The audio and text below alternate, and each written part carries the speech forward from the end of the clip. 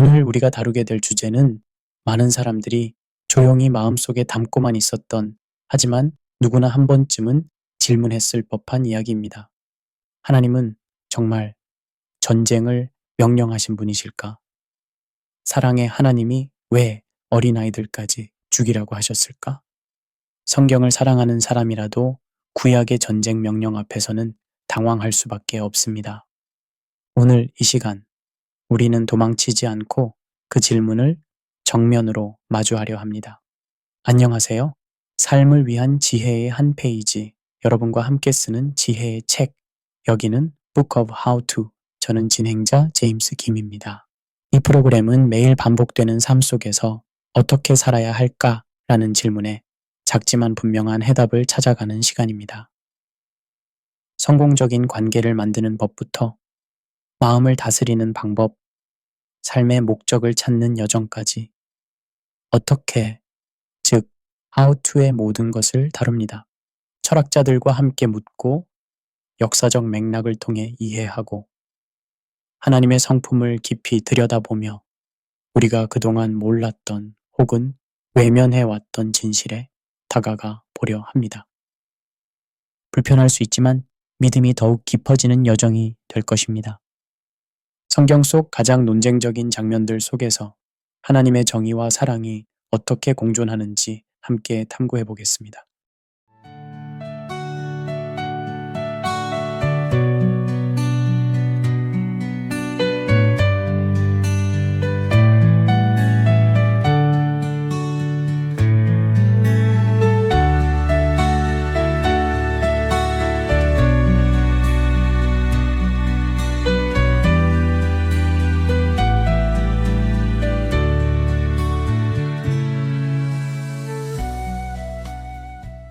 안녕하세요. 소중한 청취자 여러분.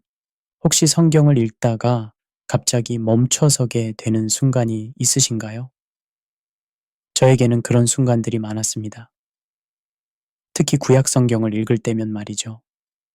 하나님의 사랑에 대한 따뜻한 말씀들을 읽다가 갑자기 마주하게 되는 전쟁과 심판의 기록들. 그때마다 저는 책을 덮고 한참을 생각에 잠겼습니다.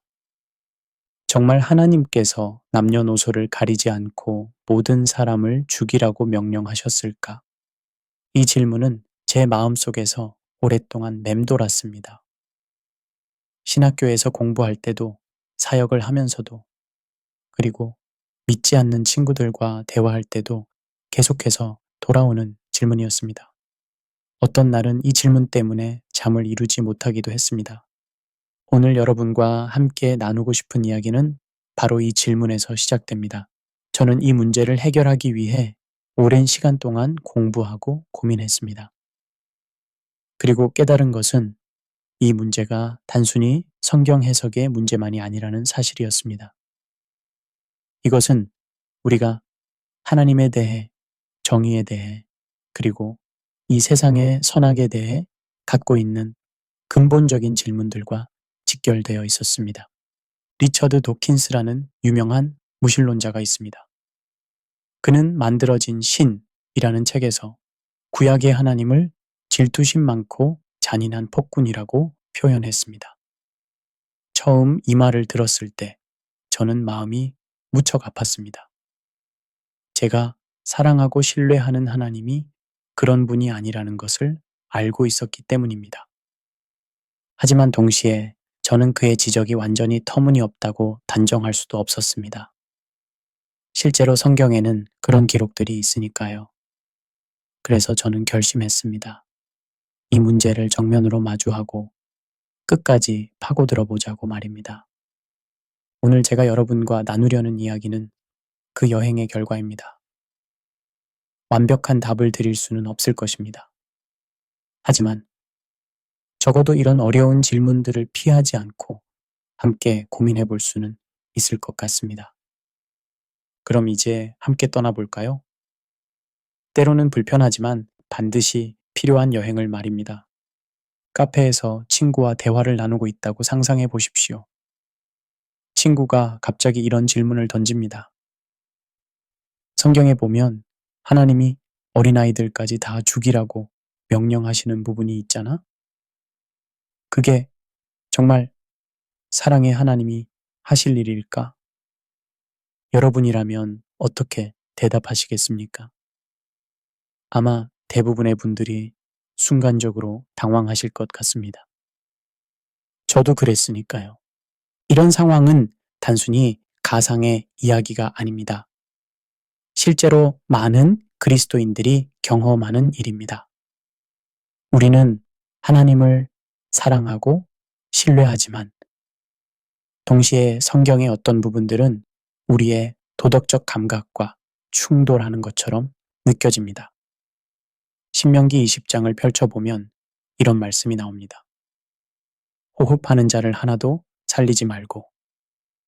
여호수아 6장에서는 남녀노소와 소와 양과 나귀를 칼날로 멸하였다는 기록이 나옵니다. 21세기를 살아가는 우리에게 이런 기록들은 충격적으로 다가옵니다. 우리는 유엔 인권 선언문이 있고 제네바 협약이 있는 시대를 살고 있습니다. 민간인을 의도적으로 공격하는 것은 명백한 전쟁 범죄입니다. 특히 어린이들을 해치는 것에 대해서는 전 세계가 한 목소리로 규탄합니다. 이런 현대적 가치관을 가진 우리가 구약의 이런 기록들을 대할 때 느끼는 충격은 당연한 것입니다. 하지만 여기서 저는 한 가지 흥미로운 사실을 발견했습니다. 우리가 이것은 옳지 않다고 느끼는 바로 그 도덕적 감각은 어디서 온 것일까요? 철학자 윌리엄 레인 크레이그는 이 점에 대해 깊이 있는 통찰을 제시합니다. 그는 우리가 하나님의 행동을 판단할 때 사용하는 도덕적 기준 자체가 사실은 하나님으로부터 온 것이라고 말합니다. 즉, 우리가 살인은 나쁘다. 무고한 사람을 해치는 것은 잘못이다. 라고 느끼는 그 도덕적 직감 자체가 하나님께서 우리에게 주신 선물이라는 것입니다. 그렇다면 여기서 한 가지 역설적인 상황이 발생합니다. 하나님께서 우리에게 주신 도덕적 감각이 하나님 자신의 행동과 충돌하는 것처럼 보이는 이유는 무엇일까요? 이 질문에 대답하기 위해서는 일상생활의 예시를 하나 생각해 보겠습니다. 5살 난 아이가 수술을 받아야 하는 상황을 상상해 보십시오. 아이의 입장에서는 의사가 자신을 아프게 하는 나쁜 사람으로 보일 수 있습니다. 하지만 부모와 의사는 그 고통이 아이의 생명을 구하기 위해 필요한 것임을 알고 있습니다. 물론 이런 비유가 완벽하지는 않습니다. 하지만 우리의 제한된 관점과 하나님의 전지전능한 관점 사이에는 분명한 차이가 있다는 점을 보여줍니다. 심리학자 조나단 하이트는 인간의 도덕적 판단이 단순히 논리적 사고만으로 이루어지지 않는다고 말합니다. 우리는 감정적 반응을 먼저 하고 그 다음에 그것을 정당화하는 이유를 찾는다는 것입니다. 이런 관점에서 볼 때 구약의 전쟁 기사에 대한 우리의 즉각적인 거부감도 더 신중하게 검토해 볼 필요가 있습니다. 하지만 그렇다고 해서 우리가 이런 질문들을 그냥 묻어버려야 한다는 뜻은 아닙니다. 오히려 우리는 더 깊이 파고들어서 이런 기록들이 정말 무엇을 의미하는지, 하나님의 성품에 대해 무엇을 말해주는지 알아볼 필요가 있습니다. 그런데 재미있는 것은 이런 질문들과 씨름하는 것이 우리만이 아니라는 사실입니다. 교회 역사를 보면 위대한 신학자들도 이런 문제들로 고민했습니다. 심지어 성경의 저자들 자신도 때로는 하나님의 행동에 대해 질문을 던졌습니다. 욥기의 욥을 보십시오. 그는 하나님께 수많은 질문을 던졌습니다. 왜 의인이 고통받습니까? 하나님의 공의는 어디에 있습니까? 하지만 하나님께서는 욥의 질문을 꾸짖지 않으셨습니다. 오히려 마지막에는 욥을 축복해 주셨습니다. 이것이 저에게는 큰 위로가 되었습니다. 우리가 하나님께 질문을 던지는 것 자체가 죄가 아니라는 것을 깨달았습니다. 오히려 진정한 신앙은 어려운 질문들을 피하는 것이 아니라 그 질문들과 정면으로 마주하면서 더 깊은 이해에 도달하는 것이라고 생각하게 되었습니다. 현대 사회에서 이 문제가 더욱 중요한 이유가 있습니다. 많은 젊은이들이 이런 성경 구절들 때문에 신앙을 떠나고 있기 때문입니다. 어떤 목사님들은 이런 어려운 본문들을 아예 설교에서 다루지 않습니다. 너무 복잡하고 설명하기 어렵다고 생각하시는 것 같습니다. 하지만 저는 이것이 올바른 접근이 아니라고 생각합니다. 진실을 숨기거나 회피하는 것은 결코 좋은 해결책이 될 수 없습니다. 오히려 우리는 이런 어려운 본문들을 정직하게 다루면서 올바른 해석을 제시해야 합니다. 그래야 비판자들의 오해도 풀 수 있고 신자들의 신앙도 더 견고해질 수 있습니다. 그래서 저는 오늘 여러분과 함께 이 문제를 정면으로 다루어 보고 싶습니다. 쉽지 않은 여행이 될 것입니다. 때로는 불편하고 때로는 혼란스러울 수도 있습니다. 하지만 이 여행의 끝에서 우리는 더 깊고 성숙한 신앙을 발견하게 될 것입니다. 그럼 이제 시간 여행을 떠나볼까요? 기원전 1400년경 고대 근동 지역으로 말입니다. 제가 어렸을 때 타임머신을 타고 과거로 여행을 떠나는 만화를 즐겨봤습니다. 오늘 우리도 그런 여행을 떠나보려고 합니다. 목적지는 기원전 1400년경 고대 근동 지역입니다. 이 시대를 이해하지 않고서는 구약의 전쟁 기사들을 제대로 파악할 수 없기 때문입니다.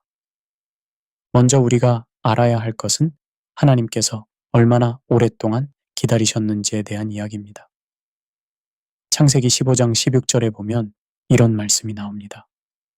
아모리 족속의 죄악이 아직 가득 차지 아니함이니라. 이 말씀이 언제 주어졌는지 아십니까? 아브라함 시대입니다. 그리고 이스라엘이 실제로 가나안 땅에 정착한 것은 여호수아 시대입니다. 그 사이가 약 400년입니다. 400년이라는 시간이 얼마나 긴지 느껴보시겠습니까? 우리나라로 치면 임진왜란 때부터 지금까지의 시간입니다. 조선시대 중기부터 21세기까지의 세월입니다. 정말 긴 시간이지 않습니까? 이것은 무엇을 의미할까요? 하나님께서는 아브라함에게 아직 아모리 족속의 죄가 가득 차지 않았으니 400년을 더 기다리겠다고 약속하신 것입니다.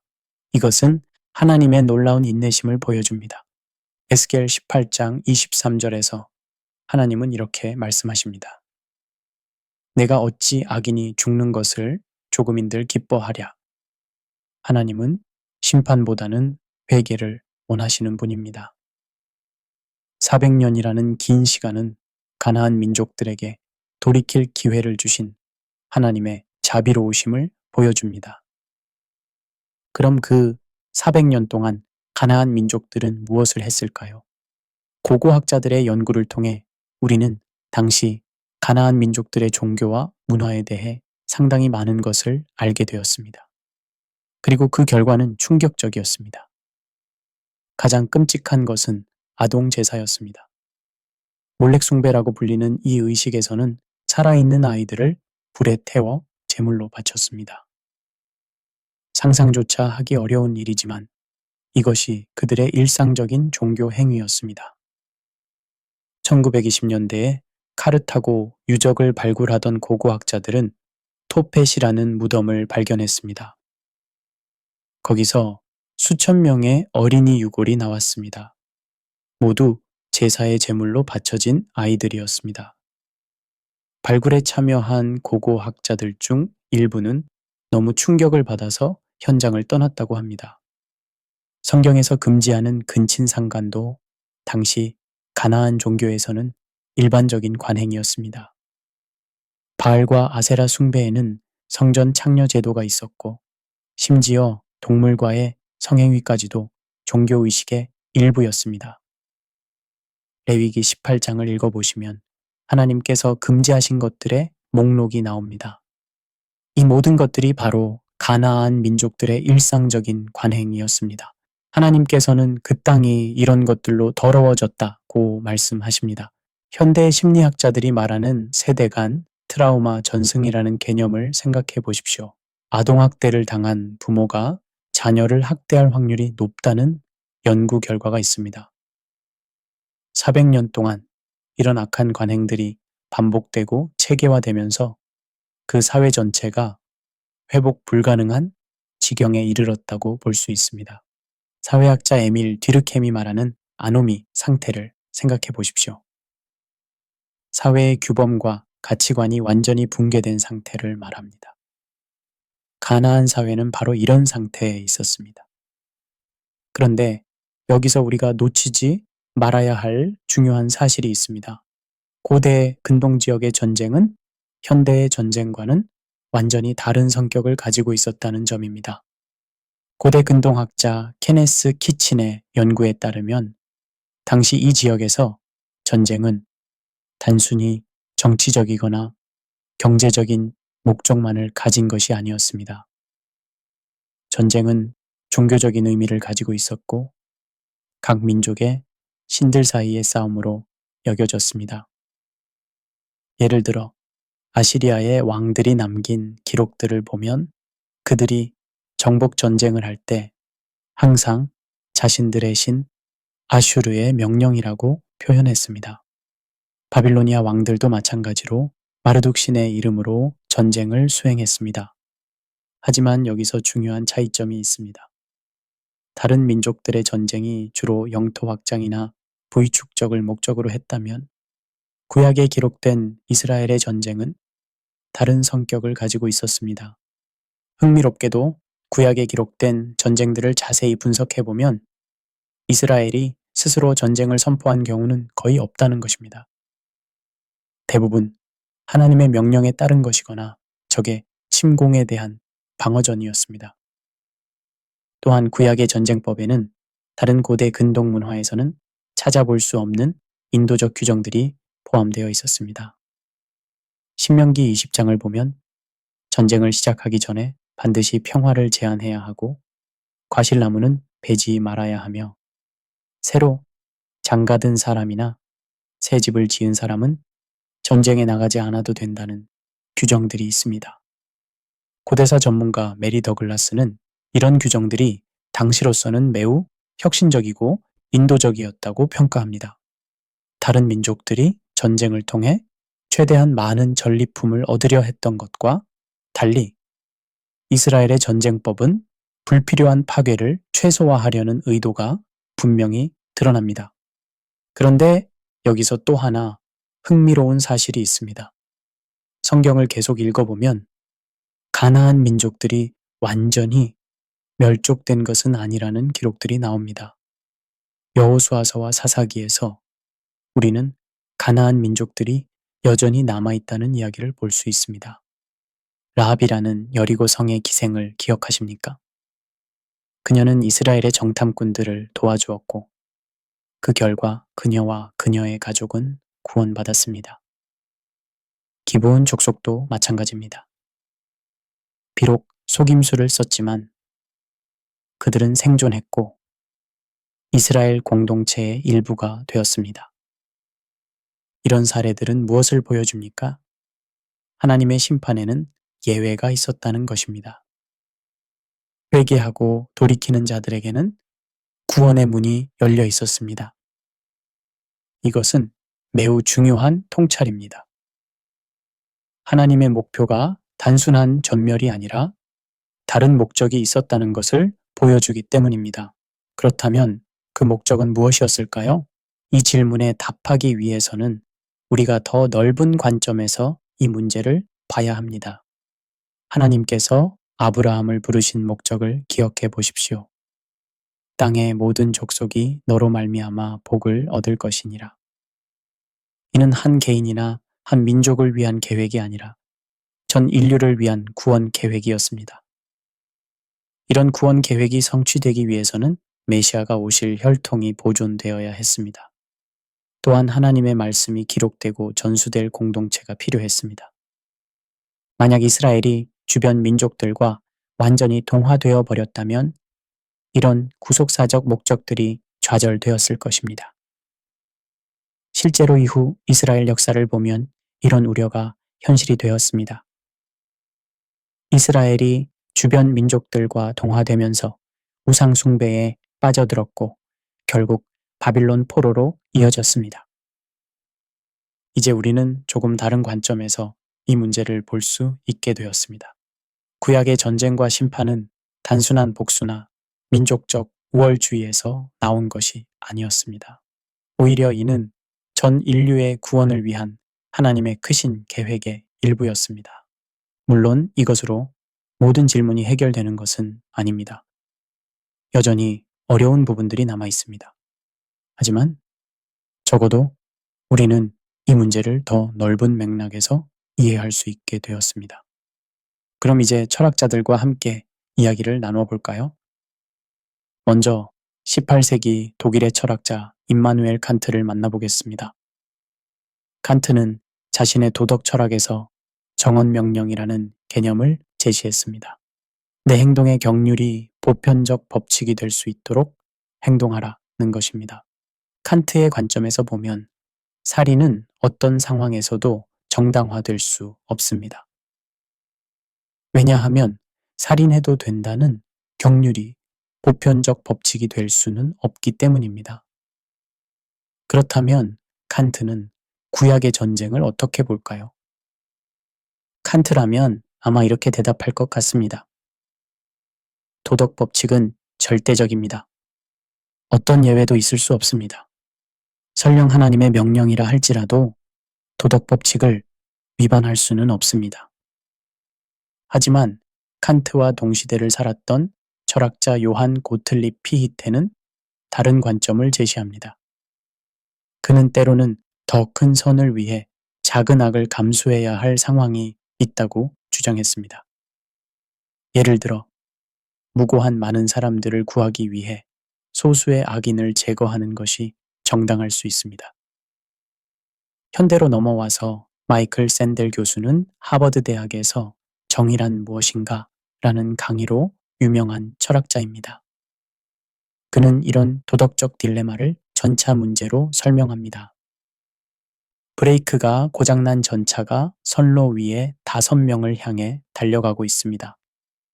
당신이 손잡이를 당기면 전차가 다른 선로로 바뀌어서 5명은 살릴 수 있지만 그 선로에 있는 1명이 죽게 됩니다. 당신은 손잡이를 당기겠습니까? 대부분의 사람들은 그렇다고 답합니다. 5명을 구하기 위해 1명을 희생시키는 것이 도덕적으로 옳다고 여기는 것입니다. 하지만 상황을 조금 바꿔보겠습니다. 이번에는 다리 위에 당신과 뚱뚱한 남자가 서 있습니다. 그 남자를 밀어서 전차 앞에 떨어뜨리면 전차가 멈춰서 5명을 구할 수 있습니다. 이때도 당신은 그 남자를 밀겠습니까? 대부분의 사람들은 이번에는 아니요 라고 답합니다. 결과는 똑같은데 왜 판단이 달라질까요?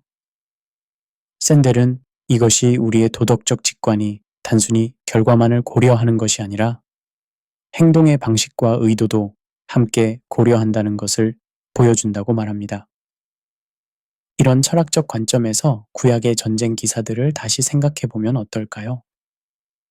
하나님께서 가나안 족속들을 진멸하라고 명령하신 것은 단순한 보복이나 민족적 우월주의가 아니라 더 큰 선을 위한 불가피한 선택이었을 가능성이 있습니다. 19세기 영국의 철학자 존 스튜어트 밀도 이 대화에 참여해 보겠습니다.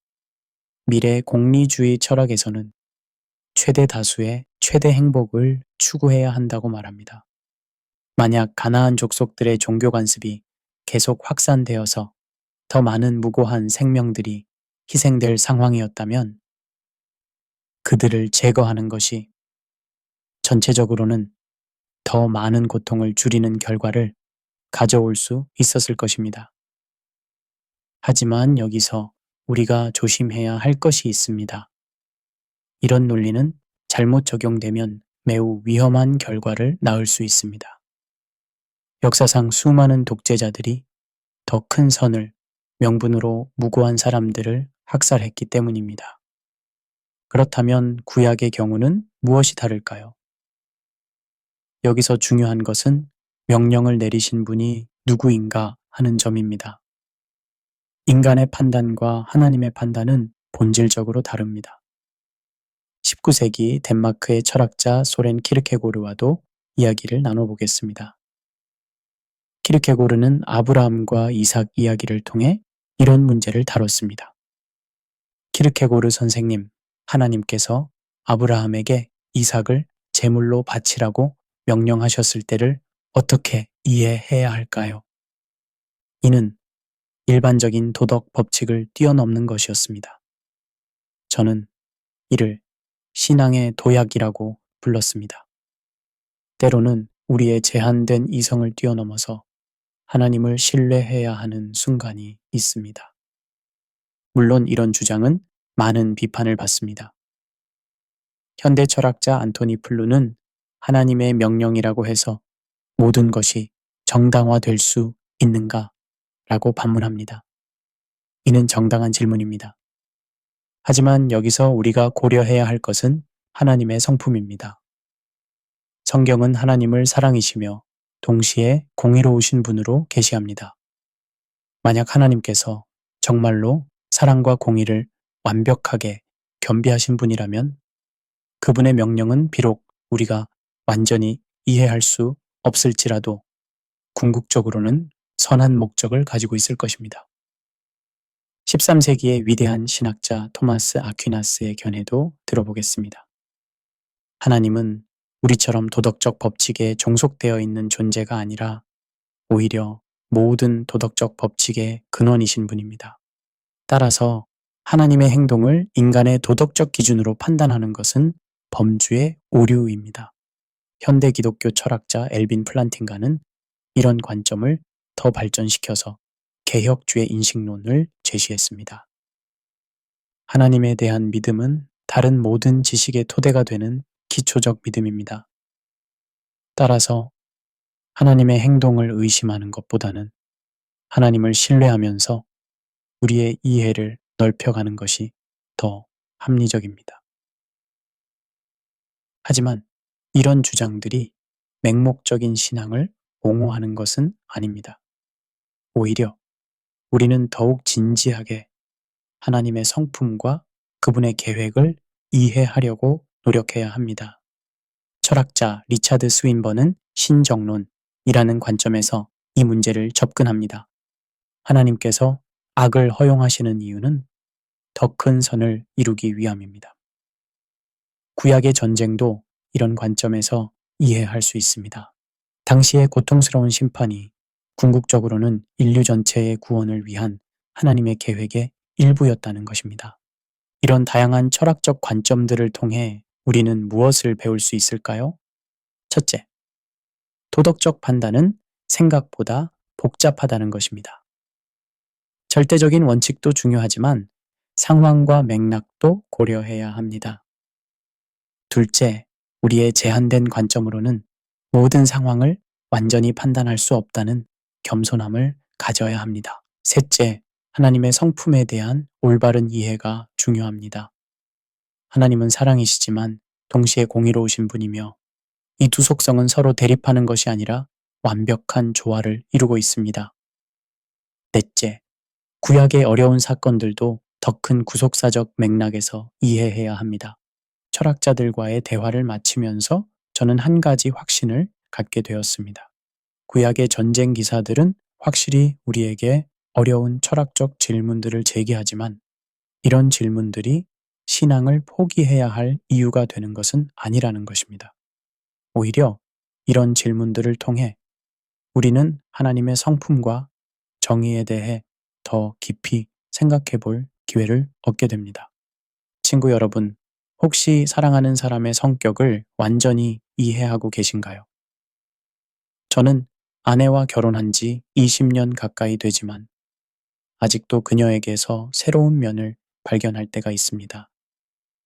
인간도 그런데 하나님은 어떨까요? 무한하신 하나님의 성품을 우리가 완전히 이해한다는 것은 불가능할 것입니다. 하지만 그렇다고 해서 포기할 필요는 없습니다. 성경을 통해 하나님께서 자신을 계시해 주셨기 때문입니다. 오늘은 구약의 전쟁과 심판 기사들을 통해 드러나는 하나님의 성품에 대해 함께 생각해 보겠습니다. 많은 사람들이 하나님은 사랑이시다라는 말씀만 기억하고 하나님의 다른 속성들은 잊어버리는 경우가 있습니다. 마치 동전의 한 면만 보는 것과 같습니다. 시편 89편 14절을 보면 이런 말씀이 나옵니다. 공의와 정의가 주의 보좌의 기초라 인자함과 진실함이 주 앞에 있나이다. 여기서 주목할 점은 하나님의 보좌의 기초가 공의와 정의라는 것입니다. 인자함과 진실함은 그 위에 세워져 있지만 기초는 공의입니다. 이것은 매우 중요한 통찰입니다. 건축을 생각해 보십시오. 아무리 아름다운 집을 지어도 기초가 튼튼하지 않으면 무너집니다. 하나님의 사랑도 마찬가지입니다. 공이라는 튼튼한 기초 위에 세워진 사랑이기에 진정한 사랑일 수 있습니다. 만약 하나님께서 악을 그냥 방치하신다면 그것을 진정한 사랑이라고 할 수 있을까요? 부모가 자녀의 잘못을 그냥 넘어간다면 그것이 진정한 사랑일까요? 20세기의 위대한 신학자 칼 바르트는 하나님의 거룩성에 대해 깊이 있는 통찰을 제시했습니다. 하나님의 거룩성은 단순히 도덕적 순결성만을 의미하는 것이 아니라 하나님의 초월성과 완전성을 나타낸다고 했습니다. 거룩함을 연구한 독일의 신학자 루돌프 오토는 이를 누미노우스라는 개념으로 설명했습니다. 이는 인간이 신적 존재 앞에서 느끼는 경외감, 두려움, 그리고 동시에 매력을 느끼는 복합적 감정을 의미합니다. 이사야 6장을 생각해 보십시오. 이사야가 하나님의 거룩함을 경험했을 때 화로다 나여 망하게 되었도다 라고 외쳤습니다. 거룩한 하나님과 죄악된 인간 사이에는 근본적인 간격이 있다는 것을 깨달은 것입니다. 하지만 이런 간격이 절망적인 것만은 아닙니다. 하나님께서는 자신의 거룩함을 계시하시는 동시에 구원의 길도 마련해 주셨습니다. 이사야에게 숯불로 입술을 정결케 해주신 것처럼 말입니다. 현대인들은 종종 하나님을 자상한 할아버지 같은 분으로만 생각하는 경향이 있습니다. 심리학자 크리스티안 스미스가 지적한 치료적 유신론입니다. 즉, 하나님을 자신의 심리적 웰빙을 위한 도구로 여기는 것입니다. 이런 관점에서는 하나님이 항상 친절하고 관대하셔야 하고 절대로 화를 내시거나 심판하시면 안 됩니다. 마치 무조건 용서하고 받아주시는 할아버지처럼 말입니다. 하지만 성경의 하나님은 그런 분이 아닙니다. 하나님은 확실히 사랑이 많으시고 긍휼이 풍성하신 분이지만 동시에 죄악에 대해서는 절대로 타협하지 않으시는 분입니다. 사도 바울은 로마서 1장 18절에서 이렇게 말합니다. 하나님의 진노가 불의로 진리를 막는 사람들의 모든 경건하지 않음과 불의에 대하여 하늘로부터 나타나느니라.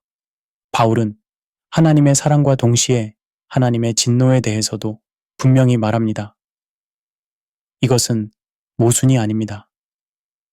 오히려 진정한 사랑에는 의로운 분노가 포함되어 있습니다. 부모의 사랑을 생각해 보십시오.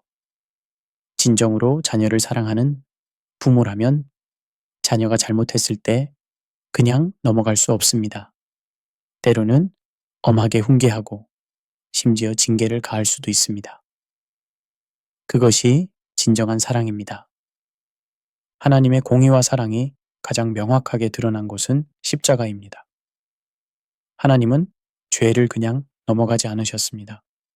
죄에 대한 정당한 형벌이 반드시 있어야 했습니다. 그것이 하나님의 공의입니다. 하지만 동시에 하나님은 인간을 너무 사랑하셔서 그 형벌을 대신 받으셨습니다. 예수 그리스도가 십자가에서 우리 죄의 형벌을 대신 받으신 것입니다. 그것이 하나님의 사랑입니다. 이사야 53장 10절을 보면 이런 말씀이 나옵니다. 여호와께서 그에게 상함을 받게 하시기를 원하사 질고를 당하게 하셨은즉 하나님께서 자신의 아들에게 고난을 주시기를 원하셨다는 것입니다. 이것이 어떻게 사랑일 수 있을까요? 바로 우리를 구원하시기 위해서입니다. 신학자 존 스토트는 십자가를 하나님의 사랑과 공의가 만나는 지점이라고 표현했습니다. 십자가에서 하나님의 공의는 죄에 대한 형벌을 요구했고 하나님의 사랑은 그 형벌을 대신 감당하셨습니다. 이런 관점에서 보면 구약의 심판도 결국 십자가를 향해 가는 구속사의 한 과정이었다고 할 수 있습니다. 야고보서 1장 17절은 하나님의 불변성에 대해 말합니다. 그는 변함도 없으시고 회전하는 그림자도 없으시니라. 구약의 하나님과 신약의 하나님은 동일한 분이십니다.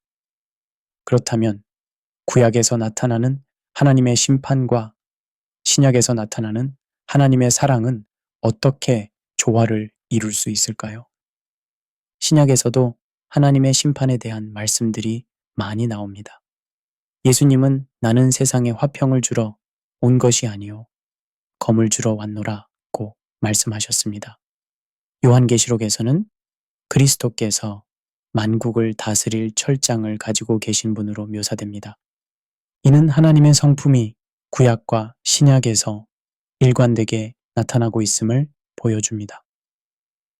변한 것은 하나님이 아니라 상황입니다. 시대가 바뀌고 하나님의 구원 계획이 진전됨에 따라 하나님의 대응 방식이 달라진 것입니다. 조직신학자 헤르만 바빙크는 성경을 구속사의 관점에서 이해해야 한다고 주장했습니다. 즉, 하나님의 구원 계획이라는 큰 그림 안에서 각각의 사건들을 이해해야 한다는 것입니다. 하나님께서 아브라함을 부르신 목적은 땅의 모든 족속이 너로 말미암아 복을 얻을 것이었습니다. 이는 한 개인이나 한 민족을 위한 계획이 아니라 전 인류를 위한 구원 계획이었습니다. 이런 구원 계획이 성취되기 위해서는 메시아가 오실 혈통이 보존되어야 했습니다. 또한 하나님의 말씀이 기록되고 전수될 공동체가 필요했습니다. 만약 이스라엘이 주변 민족들과 완전히 동화되어 버렸다면 이런 구속사적 목적들이 좌절되었을 것입니다. 신학자 존 칼빈은 구약과 신약의 관계를 약속과 성취의 관계로 설명했습니다. 구약의 모든 사건들은 그리스도 안에서 성취될 약속들의 그림자였다는 것입니다. 구약의 심판도 마지막 심판의 예표였고 구약의 구원도 그리스도를 통한 최종 구원의 예표였습니다. 그렇다면 우리는 구약의 전쟁과 심판을 통해 하나님에 대해 무엇을 배울 수 있을까요? 첫째, 하나님은 거룩하신 분이시며 죄를 미워하신다는 것입니다. 이것은 두려운 진리이지만 동시에 위로가 되는 진리이기도 합니다. 왜냐하면 악이 결국 심판받을 것이라는 확신을 줄 수 있기 때문입니다. 둘째, 하나님의 심판은 공의롭고 필연적이라는 것입니다. 하나님은 400년을 기다리시며 가나안 족속들에게 회개할 기회를 주셨지만 그들이 끝까지 회개하지 않았을 때 심판을 내리셨습니다. 셋째, 하나님의 심판도 궁극적으로는 구원을 위한 것이라는 점입니다. 구약의 심판은 전 인류의 구원이라는 더 큰 목적을 위한 것이었습니다. 넷째, 하나님의 성품은 변하지 않지만 하나님의 계획은 점진적으로 계시된다는 것입니다. 구약에서 신약으로 갈수록 하나님의 뜻이 더 분명하게 드러납니다. 여러분, 하나님의 성품을 이해한다는 것은 쉬운 일이 아닙니다. 때로는 우리의 기대와 다를 수 있고, 때로는 우리의 이해를 넘어설 수 있습니다. 하지만 그렇기 때문에 하나님이신 것 아닐까요? 만약 하나님을 우리가 완전히 이해할 수 있다면 그분은 우리보다 크지 않은 존재일 것입니다. 하나님의 신비로움과 초월성을 인정하는 것, 그것이 진정한 신앙의 시작입니다. 구약의 어려운 구절들도 마찬가지입니다. 모든 것을 다 이해할 수는 없지만 적어도 하나님의 사랑과 공의가 완벽하게 조화를 이루고 있다는 것을 믿을 수 있습니다. 그리고 그 모든 것이 궁극적으로는 우리의 구원을 위한 것이라는 것을 확신할 수 있습니다. 여러분, 지금까지 우리는 긴 여행을 해왔습니다. 고대 근동의 전쟁터를 다녀왔고 철학자들과 대화를 나누었습니다. 하지만 이제 가장 중요한 질문이 남았습니다. 그래서 오늘 우리는 어떻게 살아야 할까요? 먼저 분명히 해야 할 것이 있습니다. 구약의 전쟁 명령을 오늘날 문자적으로 적용해서는 절대 안 된다는 점입니다. 구약의 헤렘 전쟁은 특정한 시대, 특정한 목적을 위한 특별한 명령이었습니다. 이는 모든 시대에 적용되는 일반적 원칙이 아닙니다. 예수님께서 오신 후 상황이 근본적으로 변했습니다. 에베소서 6장 12절에서 바울은 이렇게 말합니다.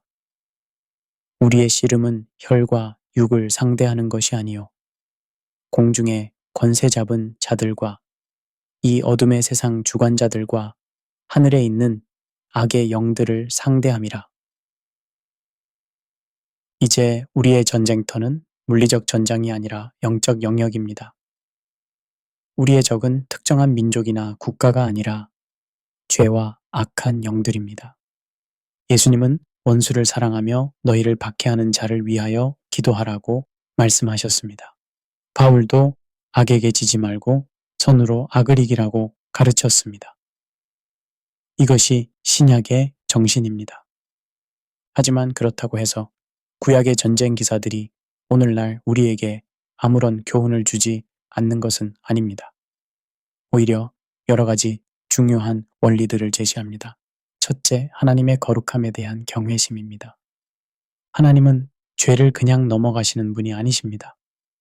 죄에 대한 하나님의 태도는 구약이나 신약이나 변함없이 엄중합니다.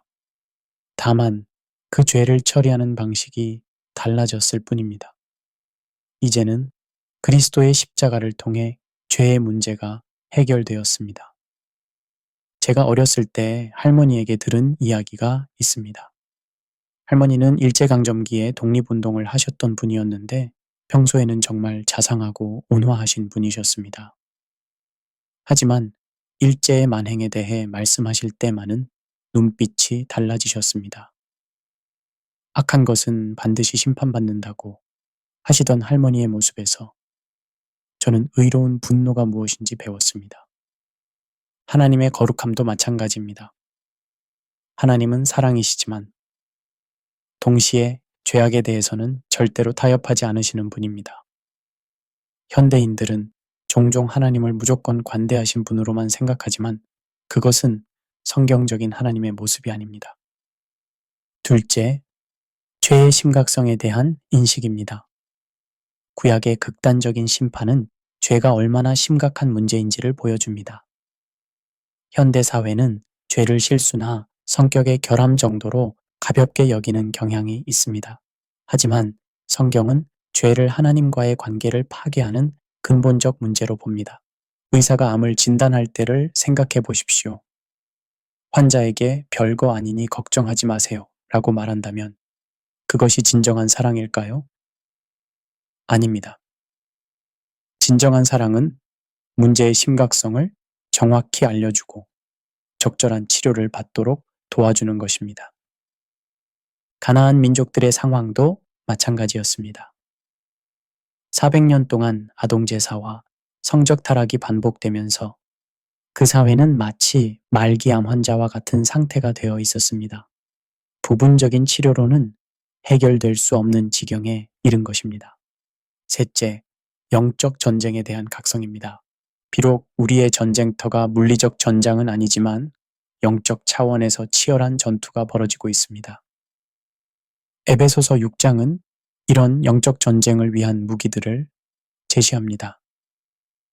진리의 허리띠, 의의 흉배, 평안의 복음의 신, 믿음의 방패, 구원의 투구, 성령의 검입니다.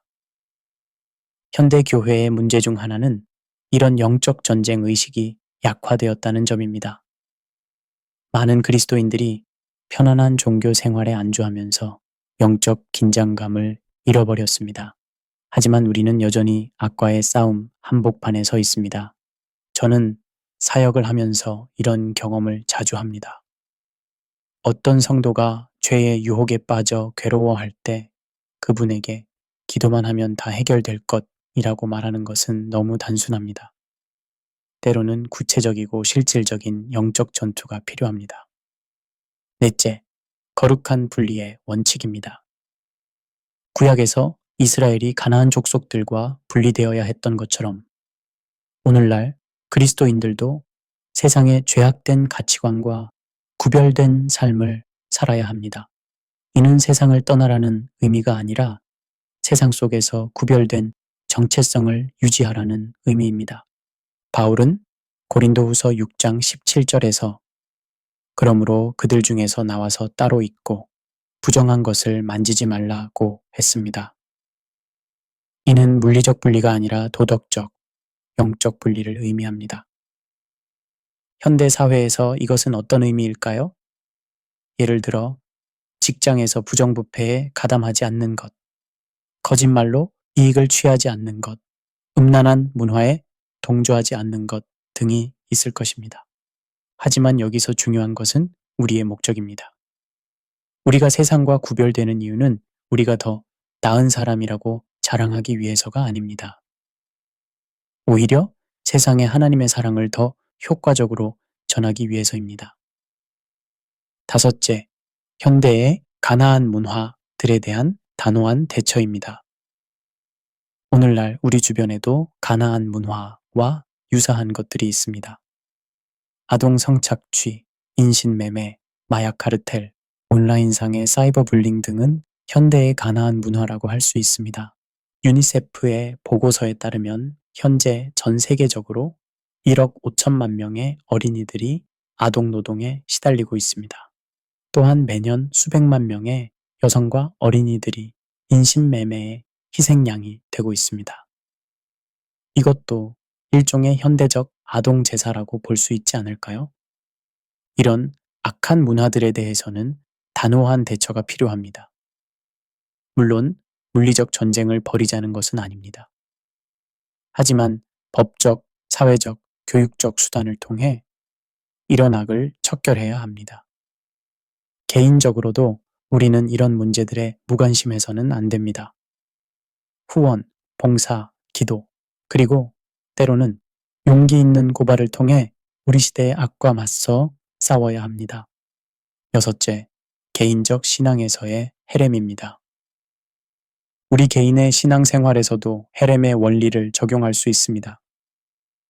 죄악된 습관이나 유혹들을 과감하게 진멸해야 할 때가 있습니다. 예수님은 마태복음 5장에서 만일 내 오른 눈이 너로 실족하게 하거든 빼어 내버리라고 하셨습니다. 이것은 문자 그대로 눈을 빼라는 말이 아니라 죄의 유혹에 대해 단호하게 대처하라는 의미입니다. 제가 상담했던 한 젊은 성도의 이야기를 들려드리겠습니다. 그분은 음란물 중독으로 고생하고 있었습니다. 처음에는 조금씩 줄여보자고 시도했지만 실패했습니다. 결국 컴퓨터를 거실로 옮기고 스마트폰에 차단 앱을 설치하고 신뢰할 만한 친구에게 정기적으로 점검받는 시스템을 만들었습니다. 이것이 영적 헤렘이었습니다. 로마서 6장에서 바울은 죄에 대하여는 죽은 자가 되고 의에 대하여는 산 자가 되라고 했습니다. 이것도 영적 헤렘이라고 할 수 있습니다. 일곱째, 지혜로운 분별력입니다. 하지만 여기서 주의해야 할 점이 있습니다. 구약의 헤렘을 잘못 적용하여 타인을 판단하거나 정죄해서는 안 됩니다. 헤렘은 하나님의 특별한 계시에 의한 것이었습니다. 일반 신자가 자의적으로 판단하여 적용할 수 있는 것이 아닙니다. 만약 누군가가 하나님의 계시를 받았다며 물리적 폭력을 행사한다면 그것은 명백한 이단이자 사이비입니다. 오히려 우리는 예수님의 비판하지 말라는 명령을 기억해야 합니다. 타인에 대해서는 사랑과 용서를, 자신에 대해서는 엄격한 기준을 적용하는 것이 성경적 균형입니다. 마지막으로 구원의 긴급성입니다.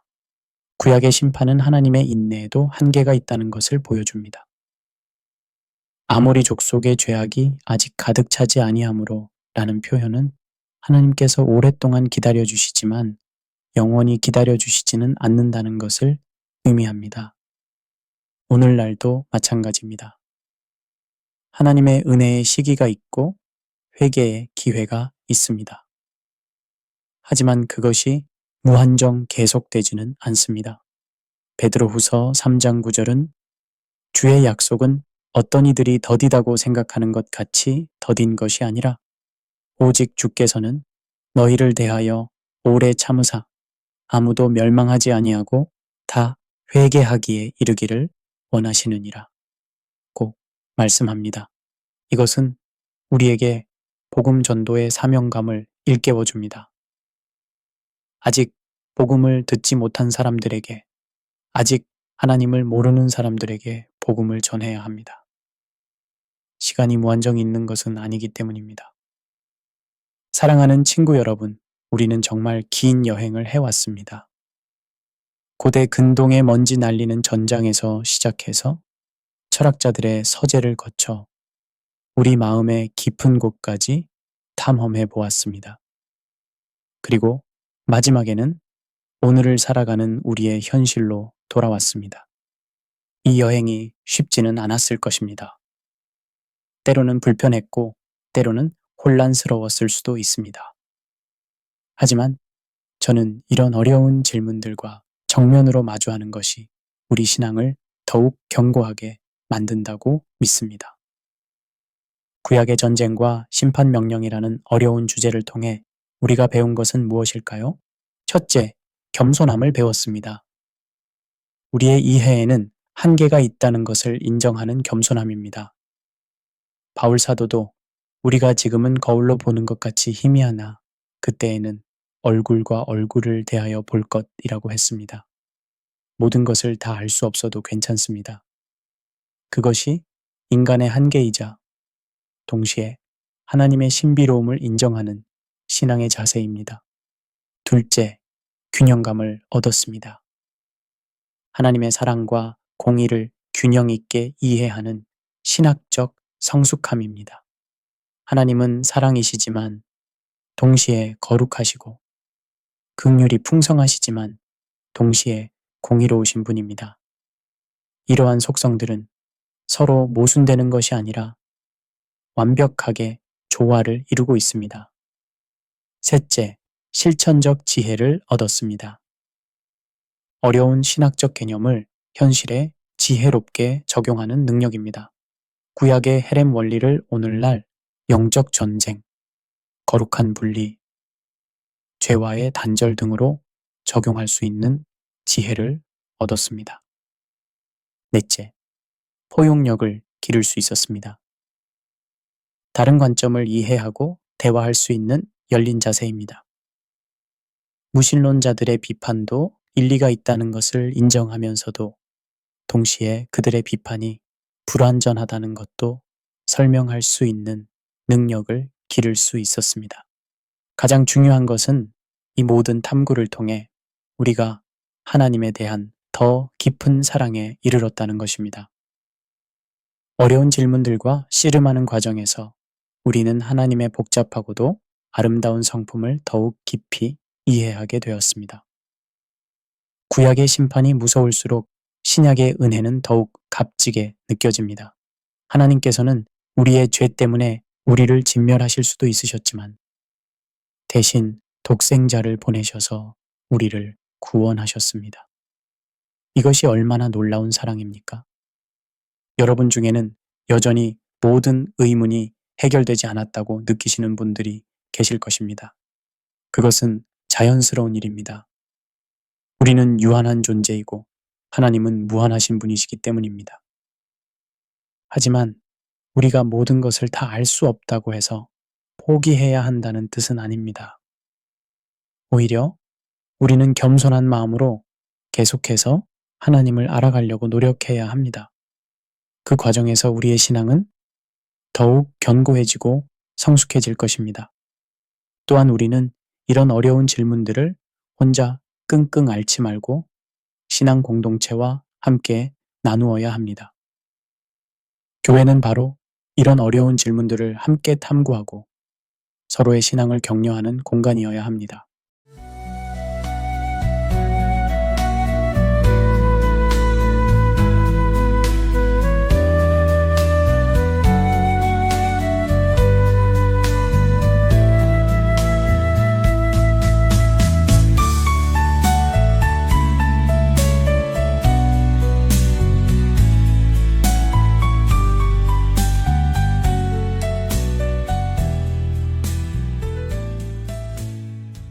오늘 우리는 구약 속 전쟁 명령이라는 무거운 주제 앞에서 도망치지 않고 마주했습니다.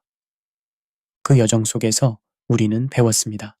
하나님의 심판은 분노가 아닌 거룩에서 출발한 것이라는 점. 죄는 단순한 실수가 아닌 관계의 파괴이며 전쟁의 명령조차도 인류 전체를 위한 구속사의 일부였다는 사실. 그리고 무엇보다 하나님의 사랑은 감정이 아니라 정의 위에 세워진 거룩한 사랑이라는 진리를 되새기게 되었습니다. 여러분, 구약은 무섭고 신약은 따뜻하다는 이분법은 이제 내려놓아야 합니다. 하나님은 변함없는 분이십니다. 그분의 사랑도 그분의 공의도 한 분 안에서 완전하게 공존합니다. Book of How to는 여러분의 하루에 지혜의 한 줄기를 더해드리고자 매일 새로운 질문과 해답을 찾아 나아갑니다. 이 프로그램은 당신의 삶을 더욱 따뜻하게 만들어주는 공간, 한국 제품 전문 온라인 스토어, 아파트몰의 후원으로 함께합니다.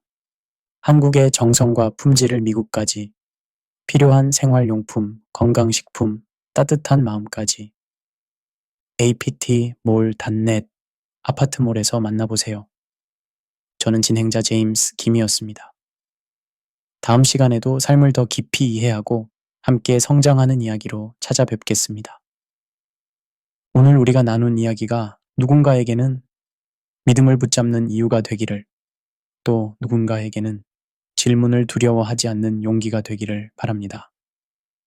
감사합니다.